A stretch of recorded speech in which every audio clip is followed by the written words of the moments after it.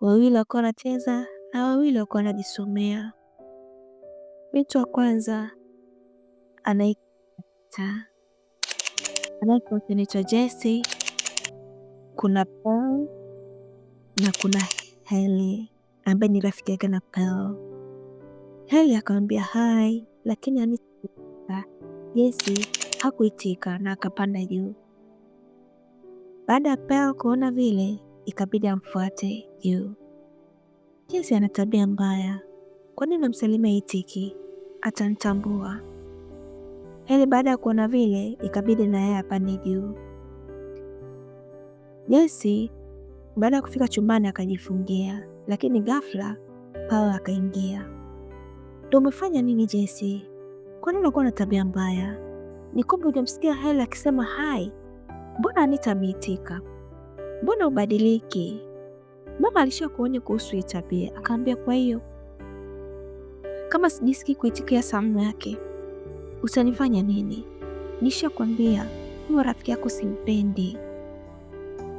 Lakini sio vizuri unavyomfanyia Hailey, sio vizuri. Naomba ujirekebishe. Sijirekebishe kwa utafanyaje? Hailey akataka kumpiga, lakini Hailey akamzuia. Usifanye hivyo, usifanye hivyo rafiki yangu. Haya, na wewe alakuruhusu kuingia kuchumbani nani? Wageni wote wanaishia sebuleni, na hii nyumba sio ya kuzunguka zunguka, sio kwenu. Rudi.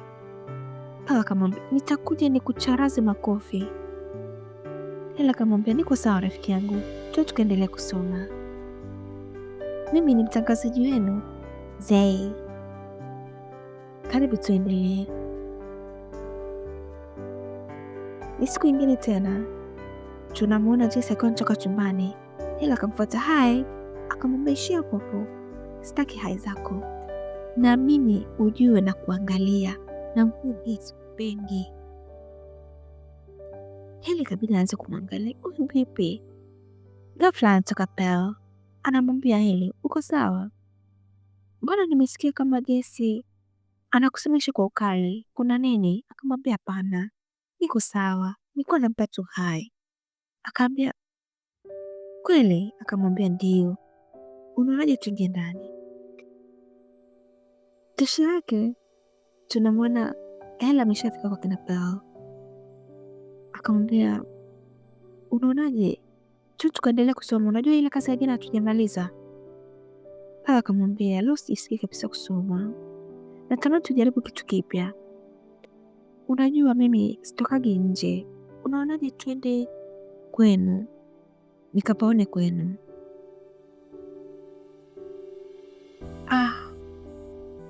Tunamwona mamake Paul akawa toka kazini. Ghafla akamwona Hailey amejilaza nje na ni usiku. Akamwambia unafanya nini hapa?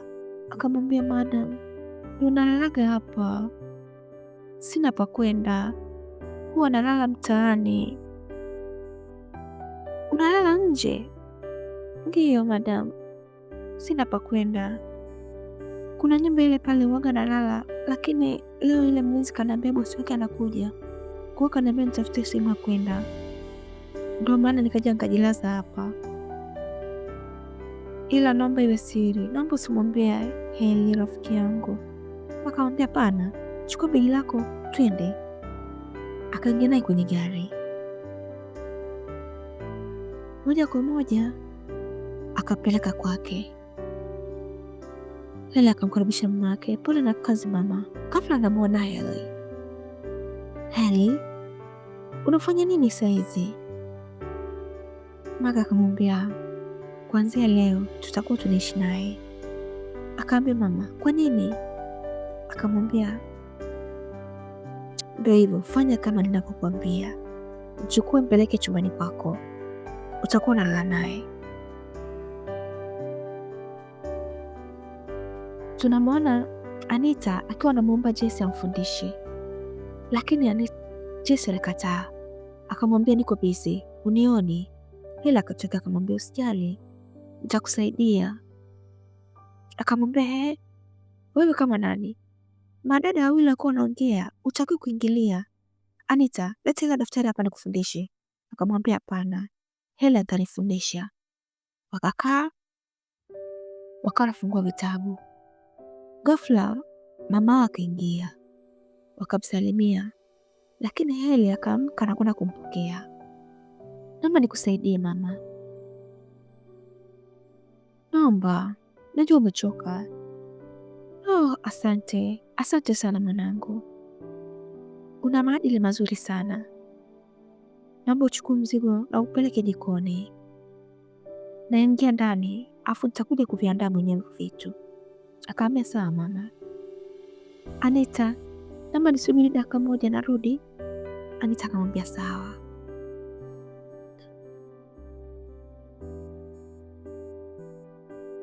Jesse alikasirika. Baada ya muda mama wake anashuka, akamwambia vipi, umeshaweka vitu jikoni? Akamwambia ndio. Akaambia pia nimeshavisafisha, nyama nimeshaweka kwenye freezer na mayai nimeweka sehemu yake. Kwa vile ulikuwa umeniambia umechoka, inabidi ukapumzike tu madam. Kila kitu nishafanya. Oh, Mungu akubariki sana Heli. Wewe ni binti mzuri na mcheshi, mwenye adabu. Mungu akubariki sana. Aliyekulea amekulea vyema sana. Nashukuru sana, nilikuwa nimechoka, acha nikapumzike.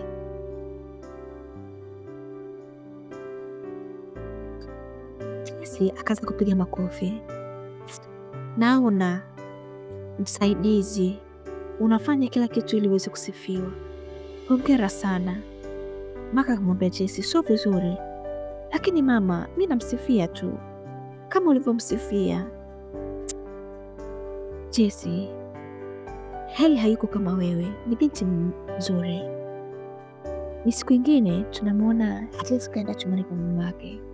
Akamwambia nimekuja kuchukua nguo chafu kwa ajili ya kwenda kuzifua kwenye mashine. Akamwambia oh, umechelewa.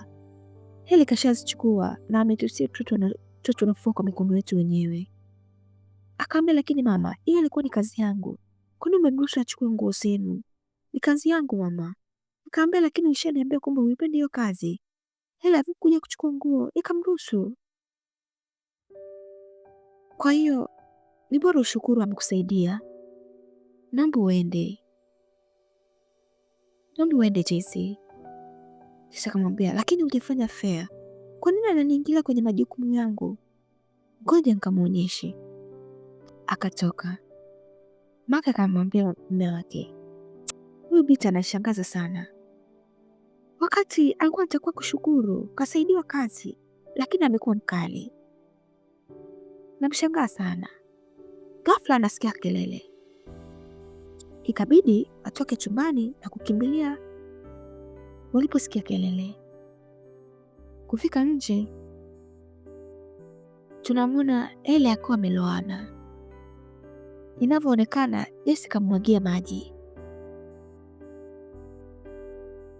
Mamake alivyofika pale na babake, kwani umefanya hivyo? Kwa nini mnakuwa na roho mbaya kiasi hiko? Hapana baba, sijafanya hivyo, sio mimi, naomba mniamini, sio mimi. Heli akamwambia, ni kipi nilichokukosea mpaka unafika hatua hii? Kwani unanitesa? Ni kisa sina wazazi?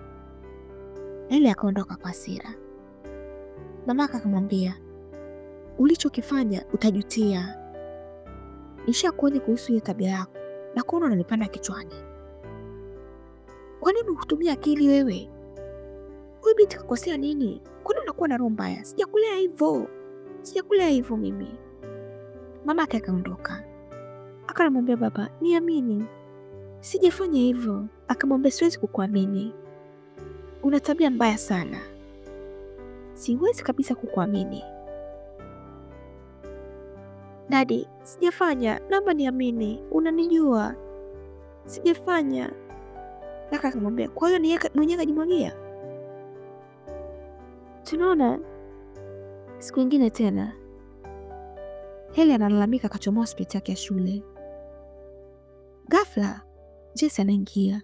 Kuna nini? Afu mbona kila mtu ananiangalia? Akamwambia, ona ulichokifanya, umemharibia mwenzako nguo. Kuna unafanya hivyo? Maka akamwambia, wewe unijui. Akamshika mkono na kumvuta. Heli akawa analia, Paul anambembeleza. Usilie, Usilie rafiki yangu.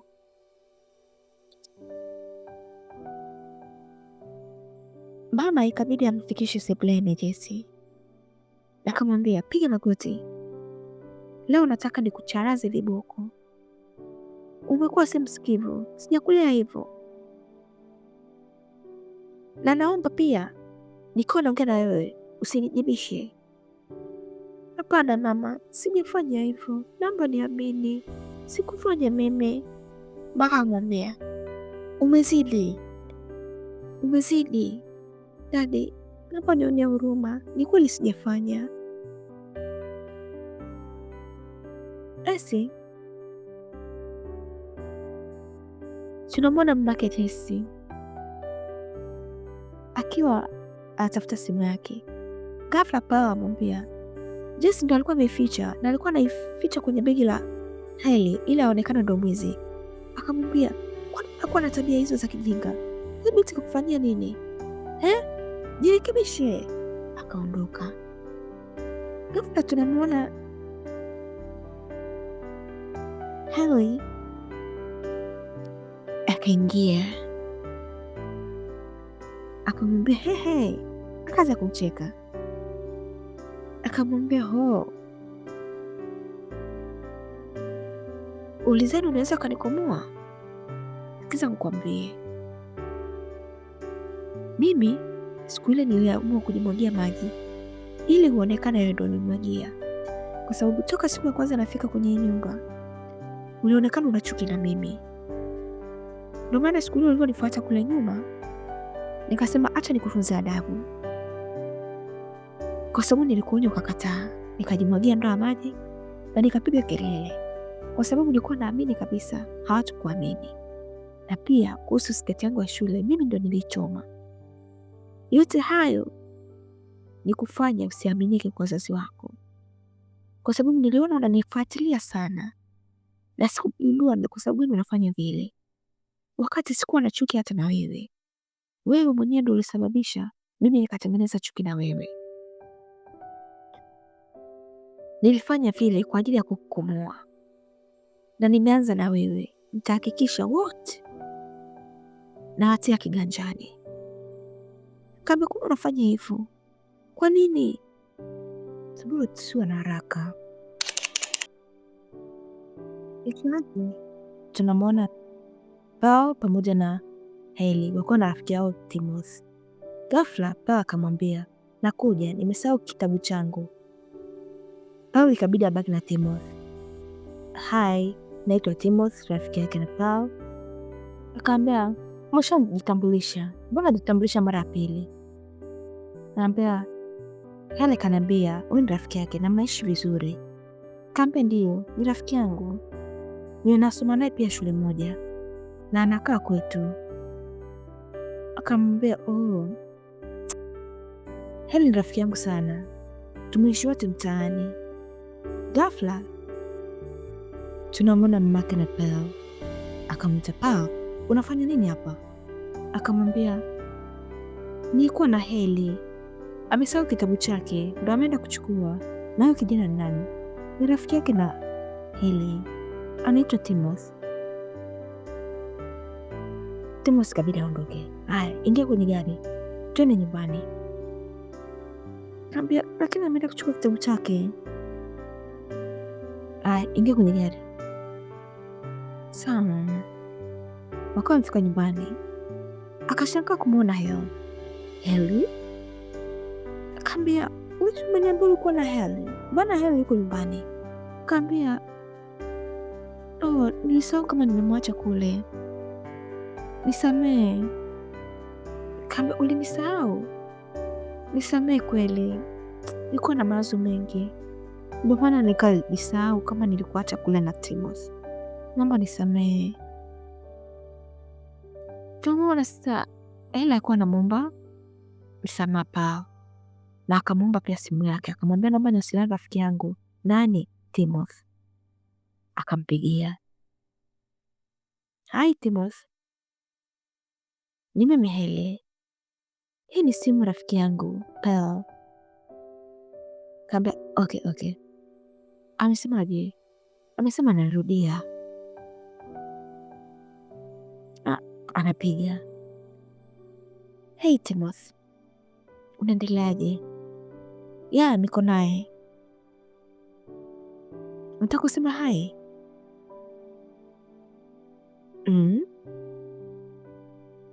Nataka kusema hai kweli? Ambia okay pa, sema hai. Hai. Sema vizuri bana, shika ongea naye. Sema vizuri, msalimie.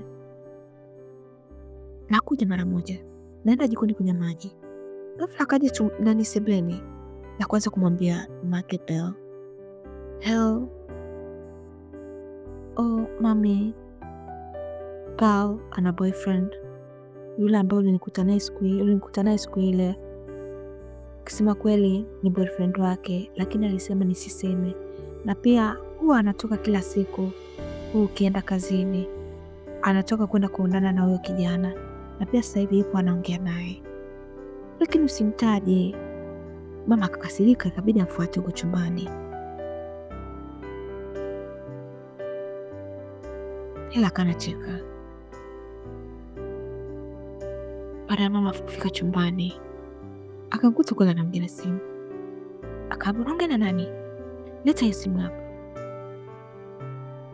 Sitaki upige hii namba tena, la sivyo nitakutafuta mpaka nikupate. Umenielewa? Mamake aliongea kwa hasira kweli. Akaambia, mami, ni Timothy, rafiki yake na Heli. Akaambia, naona unamsingizia Heli. Huyu ni boyfriend wako. Umeanza kuwa na maboyfriend ndani kwangu. Nani kakulea hivyo? Akamwambia, nitakuja nikupige, usinijibishe. Akaambia, lakini mama. Pala akahaelewi kinachoendelea. Akahaelewi kabisa. Anashangaa kwa nini mamake anamkoromea kiasi kile. Hakujua kama mwenzake kashamchomea huko chini. Nimekulea vizuri, leo hii unakuja kuongea na maboyfriend ndani kwangu? Na unaongea naye kila siku usiku, unajifanya umelala eh? Na ole wako, hii simu naondoka nayo. Mamake kabidi atoke kwa hasira. Kabidi ajiulize, kwa nini hiki? Akahaelewi chochote. Alivyorudi akamwambia, wewe kwani umemwambia mamangu vile? Akamwambia, mimi nilienda jikoni kunywa maji, wala sijaonana na mamako. Akamwambia, mamangu ametuaje naongea na simu muda huu, na sio wakati wako kuja chumbani kwangu kwa muda huu. Sitamwambia chochote, naomba niamini rafiki yangu. Akamwambia, kumbe mdogo wangu alikuwa sahihi. Wewe sio rafiki mzuri, wewe ni mchonganishi. Hebu niambie, kilichokuleta kwenye familia yetu ni nini? Kutugombanisha? Leo ndo naamini maneno ya mdogo wangu. Kama sio wewe umesema, mama amejuaje? Na mamangu sio kawaida yake kuja muda huu chumbani kwangu, haijawahi kutokea. Basi kabidi wazazi wake wamtishe kikao. Wakati wanazidi kuongea, mara simu kaita chini ya mtu. Akaambia, mpuzi, kwa mama kuja kuiba simu chumbani kwangu ili uweze kuwasiliana na wewe boyfriend wako. Na unakuwa na shanga. Mami, sijachukua simu. Sasa imefikaje chini ya mto? Akaambia, mimi sijui. Itakuwa ni hell. Nilijua tu. Nilijua. Unamsingizia sana huyo binti. Lakini ni binti ambaye amekuja kunifichua mimi nikakujua ukipani zaidi mwanangu. Cheki, anapiga. Haya, pokea. Pokea. Akamwambia, lakini mami, sijaingia chumbani kwako na sijachukua hiyo simu. Naomba niamini. Umekuwa ni mtoto wa ajabu sana, na ukiendelea hivyo, siku nikikushika Pearl, siku nikikushika, sijui nitakufanya nini. Kwa nini umekuwa ajabu hivyo? Mbona sikuja kulea hivyo? Kwa nini unaanza kufuata tabia za ndugu yako, sio? Maka akabidi aondoke kwa hasira. Akamwambia, dad, ni kweli, niaminini, sijachukua hiyo simu. Maka akamwambia, wewe ni binti mdogo sana na vitu unavyofanya vinatushangaza sana. Umeanza kuwa na maboyfriend wakati umri wako ni mdogo. Akamwambia, dad, Sio kweli. Timbo sio boyfriend wangu, ni rafiki yake na Heli. Naomba usimtaje tena huyo binti. Unamsingizia sana binti wa watu. Kwa nini unakuwa hivyo? Nilikuwa nakutegemea wewe ndo mkubwa.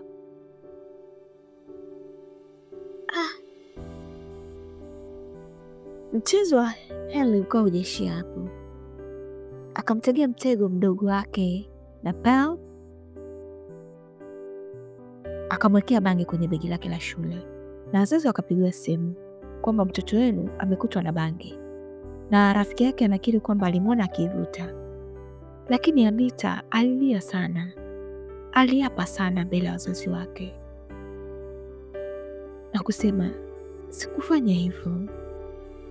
Lakini Pearl atokea akaambia mama, binti mdogo kama Anita anawezaje kufanya vitu kama hivyo? Huo ati ni mpango wa Heli. Mama akamwambia, kwani mnamsingizia huyo binti? Anita akawa amejinamia analia. Akaambia, najua mama, ni mpango wa Heli. Naomba utuamini. Hasa vitu anavyonifanyia pia ni mpango tu mama. Kwa nini amtuamini? Hamjiulizi kwa nini kipindi cha nyuma kimekuwa sawa baada ya yeye kuingia kwenye familia yetu majanga ameanza kutokea? Hebu nendeni chumbani, tokeni hapa. Usiku ulivyofika, tunamwona Heli akiwa amekaa chini ya ngazi, na madam akamshuka chini akaambia, mbona unalia? Una shida gani? Naomba nieleze mwanangu, mimi ni kama mama yako, nieleze. Ili akaanza kulia. Akaambia, madam, naogopa kukuambia, lakini saa alikuja chumbani kwangu jana usiku na kuanza kunishika, kwa hiyo naogopa. Madam akamwambia, nini? Akamwambia, alinibaka. Akamwambia, mume wangu? Ndio. Alikubaka? Ndio. Madam akamwambia, unalosema ni ya kweli? Akamwambia, ndio madam. Kabili madam ashangae. Siku ya pili Heli akamfuata tena Saa ambaye ni babake na Jesse. Akamwambia, kuna kitu nataka nikwambie. Mke wako anachoka, lakini usije ukamwambia mimi ndo nilokuambia, kwa sababu sitaki mgombane na sitaki ajue mimi ndo nimekwambia. Nakuomba sana Saa. Akamwambia, usijali, sitokutaja kabisa. Mke wangu anasaliti mimi. Sawa, nenda, lakini Saa, naomba usije ukanitaja. Sipendi madamu anichukie.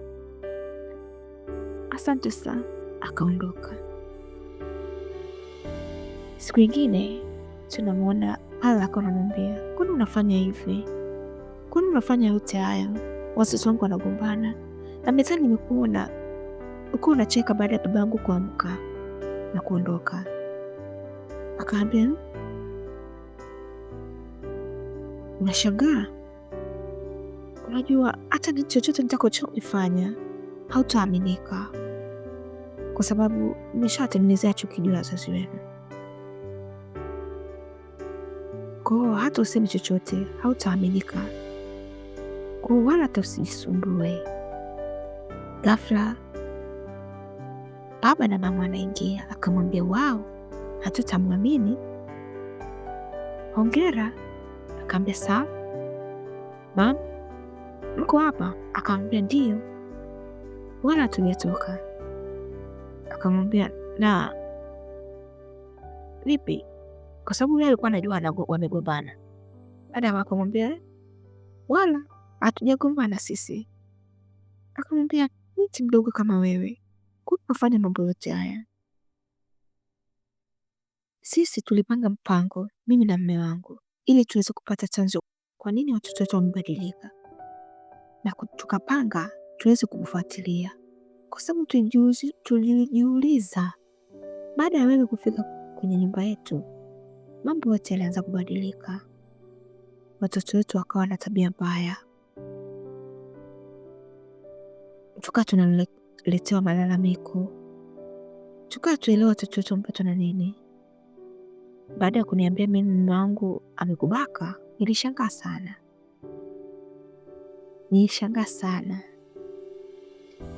Ndio mimi na mume wangu tukaamua tukae chini, tutafakari ni nini cha kufanya na ni nini kimewakumba mabinti zetu mpaka wamekuwa katika hiyo hali, kwa sababu walikuwa ni mabinti wazuri sana, wenye heshima, adabu, wacheshi, wenye furaha. Lakini baada ya kuja wewe, mambo yote yalibadilika. Wakawa ni watu ambao kila siku ni matukio. Tukaa tuelewe shida imeanzia wapi. Tulitafakari mna na tukaamua tuweke mitego yetu. Hata wewe baada ya kuniambia kwamba mume wangu amekubaka, ilikuwa pia ni mtego. Na baadaye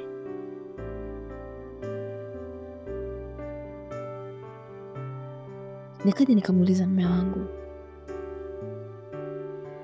ni kweli? Lakini mume wangu alinipa mbinu na nikaja nikaifanya juu yako, na nikamletea majibu. Akasema nilivyomuuliza yale maswali aliyoniambia, this ni wrong. Nilivyoongea naye anaonekana ni Mungu, yule binti ni Mungu. Na akaniambia, nilikwambia huyu binti ndio chanzo. Tumewakosea sana mabinti zetu, tumewakosea mno. Tumemwamini mtu baki kuliko watoto tuliowazaa si wenyewe na tumewalea si wenyewe. Nimeamini Hailey sio mtoto mwema, sio mtoto mwerevu kama tulivyokuwa tunadhani. Yule mtoto kuna kitu amekifuata katika hii familia. Basi na leo ndio ulikuwa mwisho wetu wa kukamata. Akamwambia, kwa hiyo mnataka mjue yote hayo ni kwa sababu huyu mwanaume wako. Unakumbuka kipindi cha nyuma kuna mwanamke ulimpa ujauzito? Yule mwanamke alikuwa ni mama yangu, na siku ambayo umekuja kuwachukua watoto wako shuleni, mamangu alikuona, na baada ya kukuona mamangu aliumia sana. Aliumia. Baada ya siku 2 mamangu hali yake ilikuwa mbaya zaidi. Baada ya siku kama 3 mbele mamangu alifariki. Niliumia sana na nikaapa kutoka siku hiyo kwamba lazima nilipize kisasi. Lakini ulipokuwa unakuja shuleni kwa ajili ya kuwachukua watoto wako, nilikuwa nakuona ni mtu mwenye furaha, ni familia yenye furaha, wakati mimi nilikosa upendo wa baba, na wewe ndo ulisababisha pia nikakosa upendo wa mama. Wewe ndo ulikuwa chanzo cha kifo cha mamangu. Niliumia na pia niliamua kuwa rafiki wa mtoto wako ili niweze kuwa karibu naye na niweze kuingia vizuri katika hii familia. Na pia mimi sikuwa mtoto mtaani. Akaondoka, ilibidi wamfuate wamwombe msamaha na kwa mwambie wanahitaji ajumuike katika familia yao, na tunaona walijumuika na familia ikawa ni ya watoto 4 wenye furaha, upendo, cheko wanapocheza na watoto wao. Basi familia ilimpenda Hele kama mtoto wao wa kumzaa, na pia madam alimpenda sana. Baada ya kujua yale yote aliyopitia, aliamua kumchukua na kuwa mtoto wake rasmi. Na huu ndo mwisho wetu wa movie yetu pendwa ya Beneath the Surface. Mimi ni mtangazaji wenu pendwa Zey. Usisahau kulike, kucomment na kushare. Bye. Tunawapenda sana.